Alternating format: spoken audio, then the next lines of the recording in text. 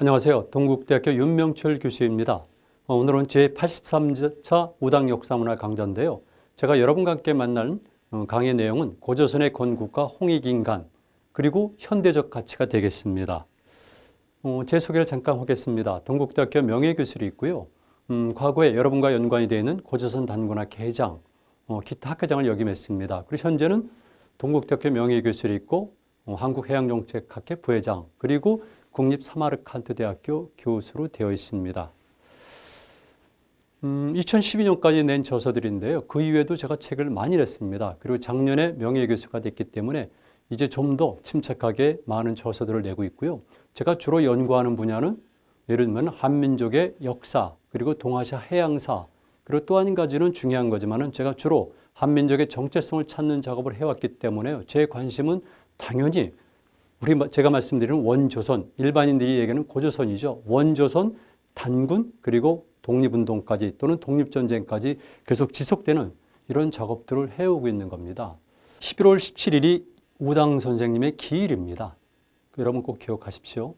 그리고 저는 왜 단군과 민족사상을 강의할까? 이 부분도 제가 말씀을 드립니다. 그리고 우당 해이영 선생에 관해서는 여러 가지 스펙트럼이 있는데요. 그분의 범위가 워낙 넓습니다. 여러분들이 누구나 아시다시피 우리나라 근대 말부터 시작해서 근대 초까지 구한 말부터 시작해서 근대 초까지 우당 이해영 선생을 빼놓고는 우리 민족의 독립운동과 독립전쟁을 이해할 수가 없어요. 그리고 지금은 모든 사람들이 잊고 있지만 우리 민족 종교로서 단군을 표방한 대종교가 있습니다. 그래서 대종교와 독립운동 그리고 우당의 친구들 이상설 선생, 신채호 선생, 조상 선생 여러분들이 계신데요. 우리나라 독립운동의 혁혁한 빛나는 별들이죠. 이런 분들과 더불어서 같이 제가 말씀을 드립니다.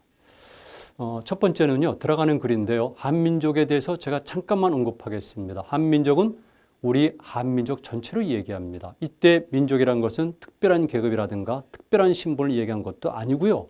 이것은 우리 민족 역사적 공동체로서 여기에 구성원들 모두를 이야기합니다. 그리고 민족주의라는 것은 서구적 근대적 의미의 민족도 아니고 그리고 지금 우리가 최근에 역사학자들이 얘기하는 그런 민족도 아니고 그리고 북한에서 주장하는 주체상환에서의 민족도 아니고요. 일반인들이 정서상 받아들이는 가장 평범한 사람들의 집합체가 민족이고 그들의 이익을 최대한도로 보장하는 것이 저는 민족주의라고 보고 있습니다. 그리고 조선이라는 나라는 우리 민족의 시원 국가예요. 조선의 역사에 관해서 설왕설래합니다. 역사학계에서는 기본적으로 조선의 건국연대를 상당히 낮게 보고 있고 일부에서는 조선의 건국연대를 위로 바짝 올리고 있습니다. 그런데 분명한 것은 조선이라는 것은 우리 민족의 시원 국가이고 또 한 가지는 중국적 역사 기록을 근거로 하면 BC 7세기경을 전후로 하지만 고고학적 유물이라든가 기타 증거들을 놓고 볼 때 우리 조선의 건국 기원은 훨씬 올려볼 수가 있습니다. 저는 최소한도 기원전 15세기 아니면 그 이전까지를 조선으로 보고 있습니다. 그 대신 전제는 우리가 생각할 수 있는 그런 국가 개념은 아닌 거죠. 여러분 근대 국가의 개념을 고대라든가 그 이전까지 적용하면 반드시 문제가 생깁니다. 그 시대 상황에 맞는 정치 체제와 시스템이 있는데 그런 면으로 볼 때 조선의 건국은 저는 최소한도 BC 15세기 아니면은 훨씬 더 오래된다는 것이 제 판단입니다. 그래서 조선을 볼 때 생물학적 정체성, 역사적인 정체성, 문화적 정체성의 원형이 되기 때문에 우리는 조선을 알아야 되고요. 조선의 명칭을 고조선이라는 용어 대신에 원조선이라고 부르는 이유가 있습니다. 모든 사람에게는 뿌리가 있습니다. 모든 집안에는 가계가 있습니다. 그렇다면 한 국가 한 민족에도 분명히 어떤 시원이 있고 맥락이 있는 거거든요. 그러니까 당연히 우리의 민족 국가들이 있었다면 가장 시원이 된 것이 있어야 되는데 그 나라는 조선일 수밖에 없는 것이죠. 그래서 추상적인, 사변적인 그리고 일제가 악용한 고조선이라는 용어 대신에 역사학자로서 원조선이라는 용어를 주장하고요. 그랬을 경우에 원조선이니까 그 다음에 생성된 모든 국가들은 오늘날의 대한민국에 이르기까지 이 모든 나라들은 원조선을 계승한 것이 됩니다. 이런 논리는 조금 더 이상한 게 아니에요. 일부 학자들이 이런 논리에 대해서 비약적으로 판단하는 경우도 있는데 기본적으로 역사를 모르는 겁니다. 그리고 여러분 아시겠지만 일본을 보거나 중국 전체를 보거나 유럽을 보거나 뭐든지 첫 번째 프로토라는 것이 있는 겁니다. 그런 의미에서 우리는 반드시 조선이 우리 민족 국가의 시원이라는 것을 자각할 필요가 있습니다. 그리고 그 증거 중에 하나가 단군 기록, 이것을 일부에서는 단군 신화, 일부에서는 단군 사화 이렇게 부르고 있지만 제가 잠깐 오늘 설명드릴 건데요. 두 가지 다 사용해도 전혀 문제가 없습니다. 그리고 이렇게 단군을 정점으로 하는 조선, 당연히 한 정치적 실체가 있으면은 그것을 뒷받침하는 사상, 논리가 있어야 되지 않겠습니까? 그것이 무엇이겠습니까? 현재로서는 당연한 거겠지만 홍익인간이 됩니다. 사실은 단군 기록을 구체적으로 분석하고 싶은 생각이 있어요. 그러나 오늘은 주제가 다르기 때문에 제가 살짝 넘어가지만 기본적인 것은 바로 홍익인간이라는 겁니다. 홍익인간, 널리 인간을 이롭게 한다. 이거 추상적인 용어 아닙니다. 그리고 우리가 말한 단군 기록 또는 단군 신화의 내용을 보면은 왜 홍익인간이라는 것이 이를테면 술이라든가 문장의 구조라든가 민속학적 증거라든가 이런 걸 통해서 알 수가 있어요. 여러분, 우리 역사를 볼 때 이제는 추상적이거나 아니면 그동안 배웠던 걸 가지고 우리 역사를 저평가하거나 아니면 추상적이라거나 이렇게 보지 마세요. 여러분들의 조상들도 이미 2000년 전, 3000년 전 그 이전에 우리 조상들도 지금 여러분 못지않게 정말 격동의 시기에서 드라마틱하게 온 힘을 다해서 역사를 운용해 온 겁니다. 그 결과 우리가 있는 것이죠. 왜 필요할까? 지금 여러분들이 아시겠지만 세계사적 질서 재편의 시기입니다. 동아시아 질서 말할 수 없습니다. 지난 시간에 이사장님이 말씀하셨지만 이런 위기들 민족사적으로 더 말할 나위 없는 것이죠. 그리고 또 하나 문명사적 위기입니다. 여러분들이 지금 겪고 있는 코로나 사태 이전에도 이미 현대 문명의 한계가 지적됐고 이 문명의 대전환이 오리란 것은 많은 학자들에 의해서도 제기가 됐던 문제죠. 신문명론 또는 비문명론, non-civilization이 되죠. 그런 과정 속에서 새로운 문명의 모델을 어디서 찾을까? 새로운 문명의 로직은 무엇일까? 이랬을 경우에 저는 개인적으로 우리 민족 사상, 특히 홍익인간에서 찾고자 애를 썼고 그런 논리를 전개해 왔다는 것을 말씀을 드립니다.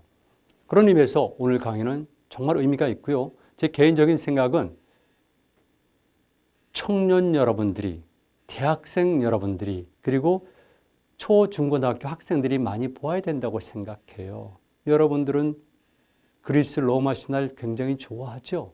지금은 중국 신화도 많이 알잖아요. 영화를 통해서. 일본 신화도 물론 마찬가지고. 그런 것들은 다 인정을 하고 재밌다 그러면서 정작 우리 신화에 대해서는 관심이 없고 재미가 없다고 보고 있고 가치가 없다고 평가하고 있습니다.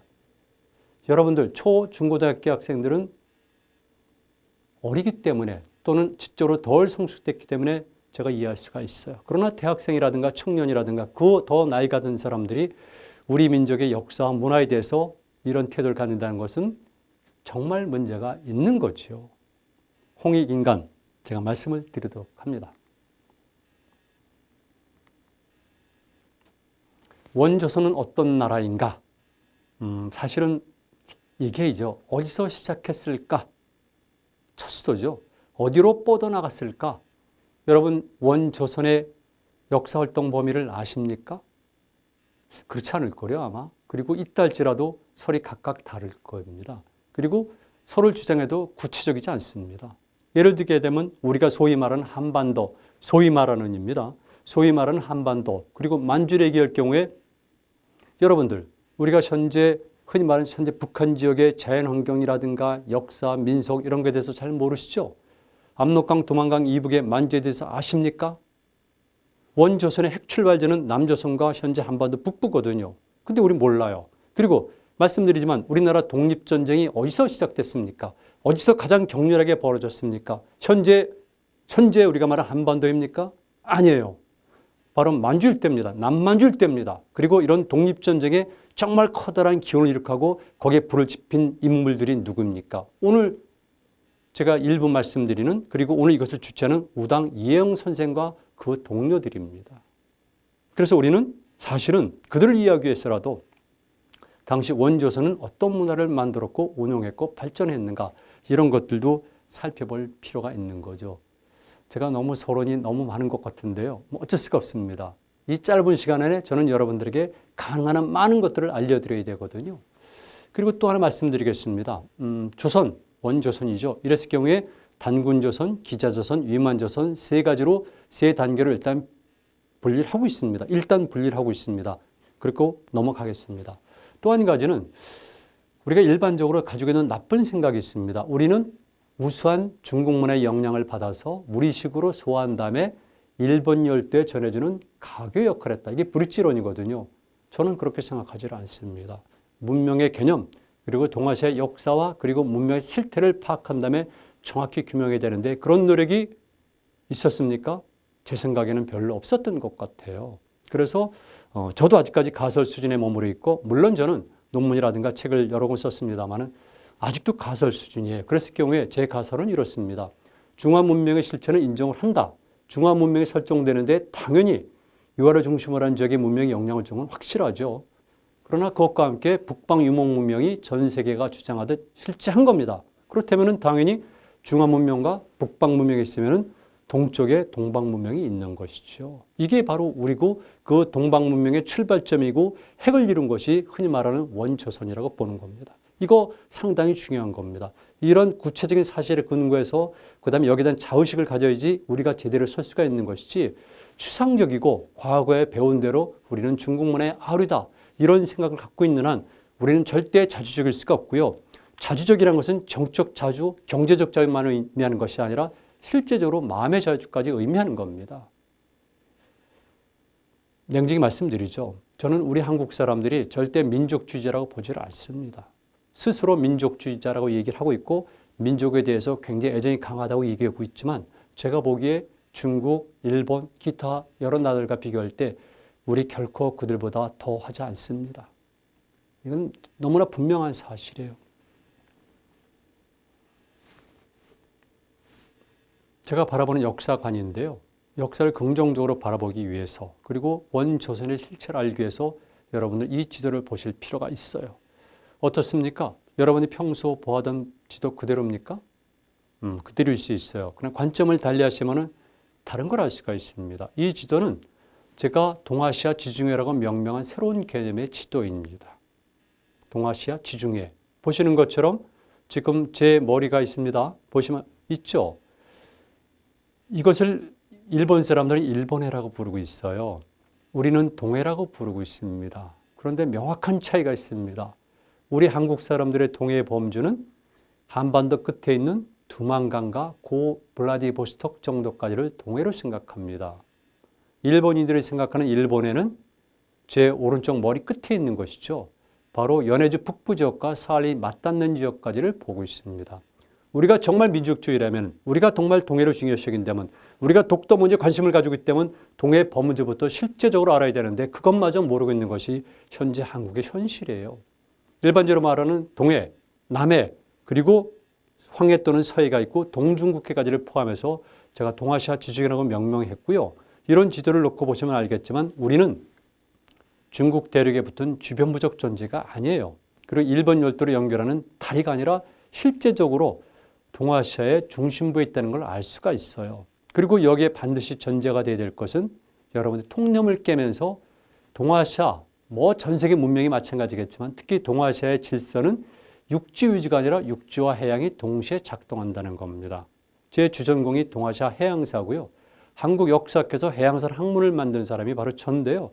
우리 민족은 선사시대부터 원조선부터 그리고 고려 말까지는 역동적으로 13세기 초까지만 하더라도 사실은 일본을 압도하는 해양력을 갖고 있었어요. 그리고 동아시아의 모든 교류는 여러분들이 보시는 것처럼 해양을 통해서 이루어졌기 때문에 해양이 중요합니다. 그래서 제가 주하는 역사관도 반도사관이나 만주를 중심으로 한 대륙사관이 아니라 해륙사관, 즉 대륙과 해양을 하나의 유기체로 보면서 그리고 바다까지 연결되는 것을 해륙사관으로 보는 겁니다. 이게 우리 조상들이 그리고 단군신화, 홍익인간 그리고 기타 독립전쟁 하는 분들이 이르기까지 가지고 있는 역사관이죠. 세계를 하나의 유기적 일체로 보는 역사관. 그런 면에서 볼 때 우리는 정치의 코어에 있구나. 그리고 모든 경제적 물리의 허브에 있구나. 그리고 문화 또는 문명의 인터체인지 노는 심장에 있다는 걸 알 수가 있어요. 오늘 여러분들은 제 강의를 어렵게 생각하지 마세요. 그냥 개념만 이해하시면 됩니다. 우리 역사를 바라볼 때는 이제는 이렇게 동아지중해라는 모델 속에서 바라볼 수 있구나. 그리고 우리 민족은 해양 활동이 매우 활발했고 거기에 따라서 우리 민족의 운명도 많이 영향받았구나 하는 것을 이해하시고 다음 기회에 차근차근히 여러분들이 해양을 통한 우리 민족의 역사를 보면 되겠습니다. 간단히 넘어가겠습니다. 자, 이제 본론으로 들어갑니다. 벌써 17분이 지났거든요. 사실은 이 강의가 꼭 60분 강의인데요. 벌써 17분이 지났습니다. 좀 아쉽지만 저는 빠른 시간 안에 여러분들에게 오늘 강의의 본 주제에 관해서 말씀을 드리죠. 단군에 관한 기록은 삼국유사에 처음 나옵니다. 물론 당연히 삼국유사 이전에도 단군에 관한 기록, 조선에 관한 역사는 일부가 있었고 아마도 많이 있었을 겁니다. 왜? 그 전도 그랬지만 부여, 특히 고구려, 백제, 신라 이들이 역사책을 가지고 있었다는 것은 우리 스스로의 기록이라든가 아니면 일본 최초의 역사책인 고집기와 그다음에 일본 서기를 통해서 증명이 되잖아요. 그렇다면 그 이전에 선행국가인 조선에 관한 역사 기록은 분명히 있었던 것이지만 그 기록들이 사라지게 된 겁니다. 그리고 다만 삼국유사를 통해서 흔히 말하는 단군 신화의 부분을 통해서 우리가 단군이란 존재 그리고 조선이 어떤 생각을 하고 있고 어떤 사상을 가지고 있고 어떤 식의 사회체를 이루는 것을 볼 수가 있는 것이죠. 우리가 말한 단군 신화. 자, 미리 말씀드릴게요. 신화는 여러분들이 이해하는 것처럼 호구의 이야기 또는 거짓된 이야기 이런 것은 신화에 대한 정확한 정의가 아닙니다. 신화에 대한 정확한 정의는 실제 있었거나 아니면 있었다고 믿어지는 경험이죠. 이런 것을 설화체 형식을 빌어서 표현한 것이 신화입니다. 당연히 설화체 형식을 빌고 문자가 없었던 시대에 만들어졌고 오랫동안 계승성을 유지하기 위해서는 그것은 설화체 형식을 빌어야 되고요. 흔히 말하는 상징과 비유와 은유 이런 것들을 적절하게 섞어야지만 되는 겁니다. 그런데 후대에 이렇게 신화 상징과 비유와 은유의 문제를 모르고 그 자체를 보면서 단군 신화는 단순한 호구의 이야기다 이렇게 주장해 온 것이 한국의 지성계입니다. 그거는 기본적으로 신화학에서 얘기하는 신화의 정의를 모르는 것이죠. 그러니까 제 신화의 정의에 따르면 그리고 신화학자들의 정의에 따르면 우리가 흔히 말하는 단군 신화는 실제 있었던 사실이고 사실을 토대로 해서 설화체 형식을 빌었고 그리고 오랜 세월에 걸쳐서 차차차 변형해 오면서 이른의 삼국유사 때 이른의 삼국유사에서 우리가 알고 있는 것처럼 정의가 된 것이죠. 신화를 이해한다는 것은 굉장히 중요해요. 그리고 신화가 없는 민족이 어디 있습니까? 당연히 신화는 있죠. 우리 민족사에서도 보면은 조선도 신화가 있잖아요. 용비어천가 아시죠? 고려도 왕권을 비롯한 신화들이 있잖아요. 그렇다면 그 훨씬 이전에 흔히 말하는 원조선에 신화가 있었던 건 당연한 거고 신화가 있어야지만 그들은 신들의 후손이 되는 겁니다.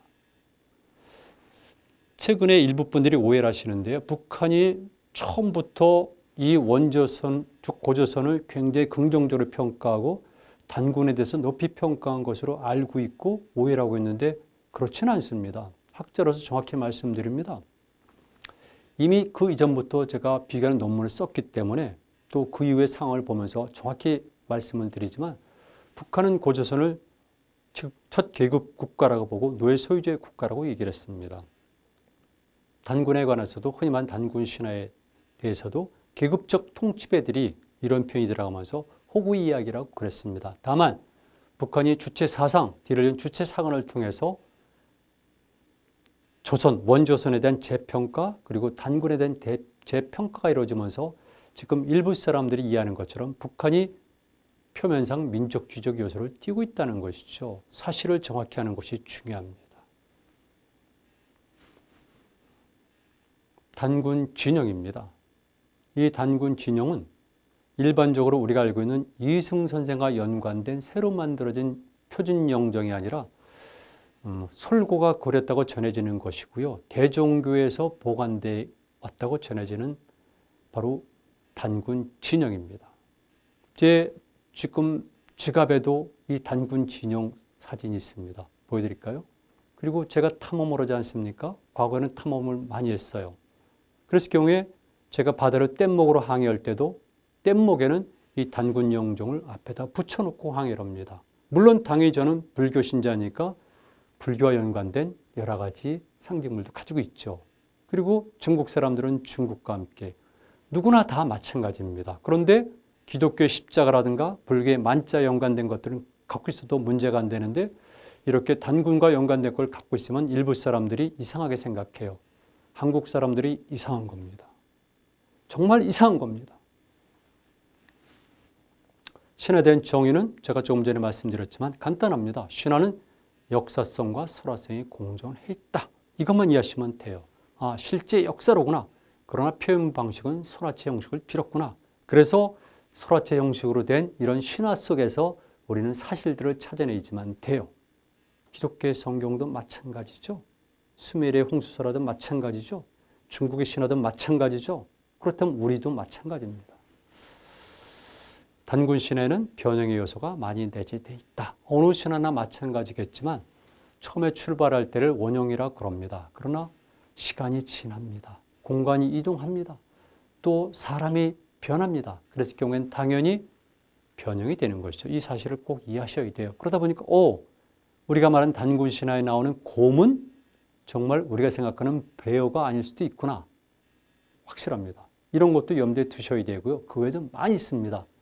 꼭 기억하세요. 단군 신화는 변형의 요소가 많이 내재되어 있다. 자, 여러분들이 보시는 것이 바로 이른의 삼국유사에 나오는 고조선 주왕입니다. 그래서 제가 이 페이지 전체를 보면은요, 앞부분의 일부는 역사적 서술입니다. 그리고 나머지 대부분은 신화적 형태를 빌은 거고요. 나머지 뒷부분은 역사적 사실체로 기록되어 있어요. 그러니까 이 주왕을 보면은 크게 두 가지. 하나는 실제 사실을 기록했다. 그리고 많은 부분들은 설화체의 형식을 빌어서 썼다는 겁니다. 이걸 우리가 신화라고 부르는 겁니다. 이해하셨죠? 그래서 이 기록을 통해서 우리는 흔히 말하는 원조선의 큰 역사 줄거리와 그리고 사상과 그리고 민속과 생활 방식 이런 것들을 찾아낼 수가 있는 거죠. 정말 드라마틱하고 재밌죠. 제가 빨리 넘어가는데요. 3부분으로 되어 있는데 첫 부분은 석유 환인 제세 이화란 것으로 시작이 됩니다. 이거 어렵게 생각하지 마세요. 예전에 환인 또는 환국이 있었구나. 이렇게 이해하시면 됩니다. 그때 제가 여러분들에게 알려드릴 것 중에 하나는 바로 환인할 때 환은 어떤 의미를 가지고 있을까? 한자로 환인이지만 음은 한으로 발음될 수가 있습니다. 이건 제 얘기가 아니라 여러분들은 나이 젊은 사람들은 모르겠지만 조금 나이가 드신 분들은 누구나 다 아는 우리나라 초기의 대석학 양주동 선생의 설이고요. 육당 체남선도 이런 관점으로 얘기를 했습니다. 물론 단지 신체도 이런 흐름이 있습니다만 그랬을 경우에 우리가 말하는 대한민국의 한국, 똑같이 환인의 환 이런 것들은 알타이어에서 공통적으로 사용하는 가장 중요한 핵심 단어 중에 하나입니다. 한자로는 여러분들이 보시는 것처럼 환, 한, 땀한 등등 다양한 글자로 쓰여지지만 뜻은 크다, 많다, 하나다, 길다 이런 다양한 의미를 가지고 있어요. 그러다 보니까 우리 국호에는 한국도 그다음에 한강도 한글도 다 같은 것이고요. 특히 이 자리에서 말씀드린 것은 우리 인류 역사에서요. 한국이라는 명칭을 가진 나라들은 최소한도 39개가 됩니다. 제가 논문을 쓰면서 조사했는데 알타이어권에서 한국은 많이 있고요. 그중에 현재 한국으로 남아있는 나라가 우리 현재 대한민국입니다. 이 부분은 정말 많은 얘기가 필요하지만 여러분들 그건 아셔야 돼요. 우리 한국의 뜻은 크다, 하나다, 넓다, 최고다, 하늘이다 이런 뜻을 가지고 있고 이것은 우리만이 아니라 알타이어에 공통적으로 있는 핵심 단어로구나 이해하셔야 됩니다. 세상에 제가 많은 활동을 합니다. 자기 국호의 어원을 모르는 사람들이 태반인 게 이 나라의 현실입니다. 이 나라의 지성들은 자기 국호의 어원과 의미를 모르고 있어요. 지금 제 방송을 들으면서 여러분 어떤 감정이 드세요? 놀랍죠? 그러니까 예를 들면 고구려의 수도도 백제의 수도도 발해의 수도도 이렇게 한이 들어간 겁니다. 발해의 수도를 여러분들은 교과서에서 상경성이라고 배우셨죠? 그건 한자식 표현이에요. 원래 그들은 호란성이라고 불렀어요. 홀은 이를테면 고구려의 첫 쓰인 홀번, 인천을 뜻하는 미추홀, 파주를 뜻하는 수리홀. 홀은 고구려에서 마을, 골짜기, 동네, 크게 말하는 나라를 뜻하는 겁니다. 한은 크다는 거죠. 그러니까 발해 상경성은 호란성입니다. 원래가 호란성입니다. 그 외에도 제가 많이 열거했습니다만 이렇게 한이란 용어가 중요한데 이것이 바로 첫 번째 석유 환인, 옛날에 환이 있었다. 그러니까 우리 민족 최초의 정치적 실체로서 으뜸은 환인이고요. D를 계승한 것이 환웅이고 그리고 그 세 번째가 흔히 말하는 단군 왕검이 되는 겁니다. 단군. 육당 체남선 선생은 이것을 탱글이라고 발음해서 하늘 이렇게 얘기를 합니다. 유라시아 지역을 다니다 보면 탱글이라는 지명이 많이 나타나죠. 탱글의 봉, 즉 산이죠. 이런 것을 비롯해서 많이 씁니다. 그래서 육당 선생은 이렇게 터키까지 이루어지는 발칸반도까지 이루어지는 이런 문화권 속에서 머리, 즉 대가리를 뜻하는 것이 바로 탱글이라고 얘기를 하고 있습니다. 이거 경청할 만한 것입니다. 자, 조선 경국전입니다. 정도전이. 제가 이걸 쓴 이유는 바로 조선을 세운 사람들은 조선 그랬을 경우에 그 조선은 우리가 말한 단군의 조선이 아니라 기자의 조선이었다는 것을 말씀을 드려요. 자주적이 됩니다. 이때 자주란 것은 정치적 자주만이 아니라 정적으로 자주적여야지 경제적으로 자주가 될 수가 있고 그리고 인간이 자유의지를 가질 수가 있어요. 이거 잘못하면 또 북한 주장과 비슷한 것 같은데 그건 전혀 다르죠. 자, 환웅이 있습니다. 서자, 환웅. 서자라는 얘기도 넘어갑니다. 환웅입니다. 환웅은 말 그대로 큰 웅이란 뜻이고요. 수컷이란 뜻일 수도 있어요. 사실은 제가 말씀드린 단구신의 주역은 저는 환웅이라고 봐요. 고구려의 해모수죠. 그래서 환웅과 해모수를 일치시킨다는 주장도 과거의 선학들 몇 분이 하신 겁니다. 중요한 것은 환웅이라는 존재가 있었다는 것이죠. 그런데 제가 말씀드렸는데 제가 왜 보여드리냐면 혹시나 환인 그리고 뒤를 환웅이 문화적으로 어느 지역에서 왔을까? 그랬을 경우에는 이럴 가능성을 제기한다는 거죠. 즉 북방 초원 문명과 연관이 됐을 가능성입니다. 실제로 문화적 요소를 보면 그럴 수가 있고요. 우리 민족 문화의 흔히 말하는 선사시대, 청동기시대부터 시작해서 그 이후 시대로 넘어가는 과정을 보면 흔히 말하는 북방 유목문화와 연관이 있는 것은 부정할 수가 없어요. 그리고 원조선이 몇 단계 질적 변화를 하는데 그 어떤 단계에서는 북방 초원문화 영향을 받은 것도 부정할 수는 없습니다. 오히려 저는 이게 좋다고 봐요. 바로 이런 모습들이죠. 전 이것은 카자흐스탄의 알마티 박물관에서 찍은 거지만은 이런 것들이 흔히 말하는 원조선의 후기 단계 그리고 고구려 이렇게 계승되는 이런 모습들입니다. 그러니까 우리는 농경민이도 하면서 사실은 유목민이죠. 자, 수의처나 탐구인사란 말이 나오는데요. 그래서 제가 간단히만 말씀드릴게요. 여러분, 오이디푸스 컴플렉스라고 아시죠? 이거는 말 그대로 부자, 아버지와 아들의 관계가 적대 관계, 반역의 관계예요. 그리고 대체적으로 대부분의 신화를 보게 되면 이렇게 표현되어 있습니다. 그런데 단군 신화에는 반대로 되어 있거든요. 실제적으로 처음에는 환웅이라는 존재가 하느님의 아들이에요. 인간 세상에 뜻을 두고 몇 번이고 탐내어 구했습니다. 굉장한 강한 의지를 표방하는 것이죠. 그런데 이것은 단순하게 끝난 것이 아니라 아버지 환인이 이것을 압니다. 부지자의라는 표현이 나오죠. 아버지는 아들의 의지를 알았다고 해석하면 됩니다. 그 다음에 한동안은 환인의 활동이 단군신화에 기록이 되어 있거든요. 아버지가 아들의 뜻을 알았으니까 다음 단계는 무엇입니까? 아들을 위해서 뭔가 해주어 있죠. 그래서 아버지가 직접 하늘에서 아래를 내려다보니까 하시 아래를 내려다보니까 가히 홍익인간, 홍익인간은 할만하다라고 판단하는 겁니다. 그러니까 이것은 두 가지 의미가 있는데 첫 번째는 환웅이 인간 세상에 구현하고자 하는 논리가 홍익인간이로구나.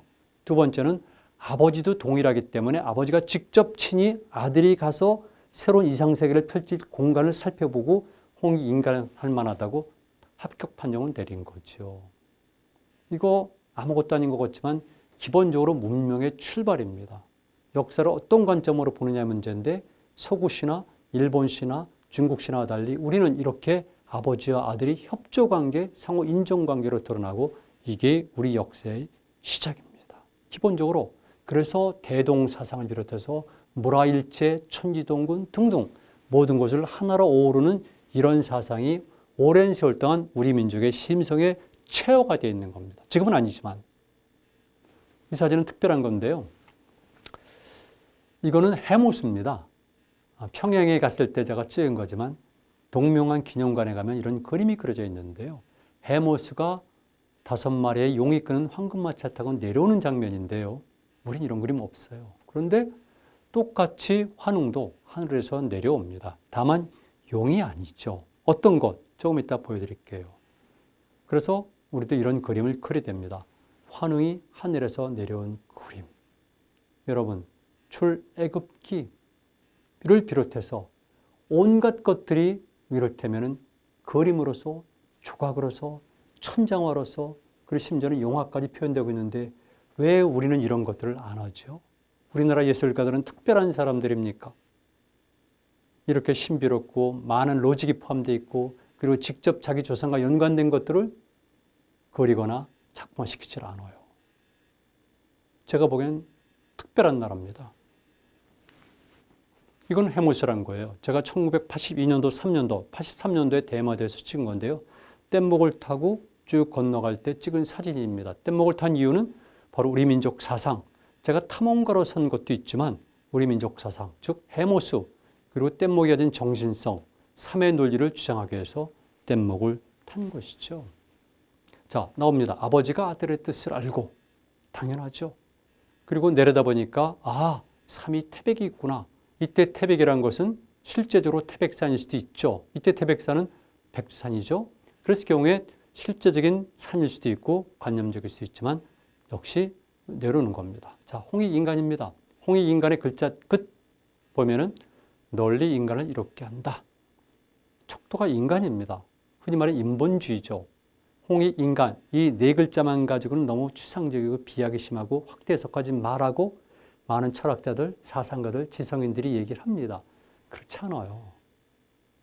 그러면은 모세가 아니면 마호메트가, 석가가 그분들이 그렇게 많은 말씀하셨습니까? 그리고 그분들이 책을 쓰셨습니까? 아니잖아요. 이거는 간단하게 얘기하는 것이고 이 핵심을 가지고 그 이후의 사람들이 지금까지도 홍익인간의 이념이 그 시대에 어떻게 표현되어 있는가, 이것이 바로 현대 학자들이 할 일이에요. 그런 것들을 하지 않고 막연하게 홍익인간 그러면서 이거는 특별한 것이 아니다, 이렇게 격하면 그것 또한 지성인으로서 또는 지식인으로서의 책무를 방기하는 거죠. 기본 원칙은 그렇습니다. 널리 인간을 이롭게 한다. 얼마나 좋습니까? 천부인 세계를 줍니다. 그냥 갈 수 없죠. 그러니까 환웅에게 천부인 세계를 주는데 이 천부인 세계는 예를 들면 청동 거울 그리고 청동 칼, 방울이 됩니다. 일본 신화에는 똑같이 이렇게 삼종 신기로 나오는데 거기서는 거울과 칼과 고곡입니다. 그것은 일본의 신화에도 기록이 되어 있고 일본의 고분에도 발굴하게 되면 늘 나타나는 것이고 일본에서 현재까지도 보관되고 있는 것이 삼종 신기예요. 왜? 과거에 우리가 건너가서 일본 고대 문화의 기원을 이뤘고 일본 고대 국가 성립되는데 결정적 역할을 했기 때문에 당연히 남아있는 것이죠. 그러나 우리는 오히려 잊어버린 겁니다. 망각한